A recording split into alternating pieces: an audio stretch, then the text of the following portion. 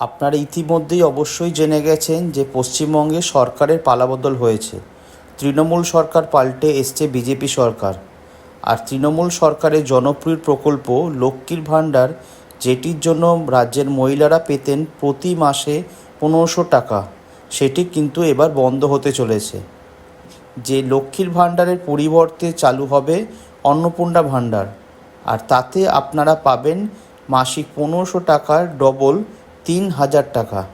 যেরকমটা প্রতিশ্রুতি দিয়ে এসছিল যে তারা ক্ষমতায় এলে রাজ্যের মহিলারা পাবেন মাসিক 3000 টাকা ব্যাংক অ্যাকাউন্টে, আর সেটাই বাস্তবে হতে চলেছে। কিন্তু এই মুহূর্তে অনেকেরই মনে প্রশ্ন যে কবে থেকে এই টাকা পাওয়া যাবে আর কিভাবে পাওয়া যাবে। এই নতুন সরকারের শপথ গ্রহণ কিন্তু হতে চলেছে আগামী 9ই মে। তারপর শুরু হবে কে কোন দপ্তর সামলাবে সেই নিয়ে প্রক্রিয়া। এইসব মিটে গেলেই আশা করা হচ্ছে মে মাসের 20 তারিখের পরে অথবা শেষের দিকে লক্ষ্মীর ভাণ্ডার নিয়ে একটি বড় আপডেট পাওয়া যাবে।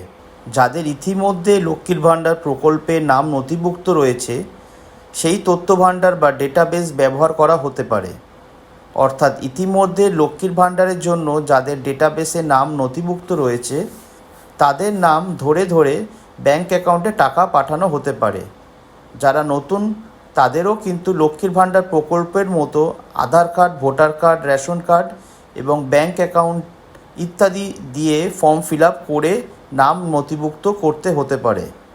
বিজেপির এই নতুন সরকার কিন্তু অন্নপূর্ণা ভাণ্ডার প্রকল্পের টাকা প্রদানের প্রক্রিয়া কিভাবে হবে বা নতুন যারা এই প্রকল্প সুবিধা নিতে চায় তাদেরই বা কী করণীয়, সেই নিয়ে বিস্তারিত কিছু ঘোষণা করেনি। তো তারা এই প্রকল্প নিয়ে নতুন কোনো তথ্য ঘোষণা করলেই কিন্তু আপনারা এই চ্যানেলে পেয়ে যাবেন। তো আগামী দিনে কি ঘোষণা হয় সেই দিকেই সবাই অধীর আগ্রহে তাকিয়ে রয়েছে। ভিডিওটি ভালো লাগলে লাইক ও চ্যানেলে নতুন হলে চ্যানেলটি সাবস্ক্রাইব করবেন।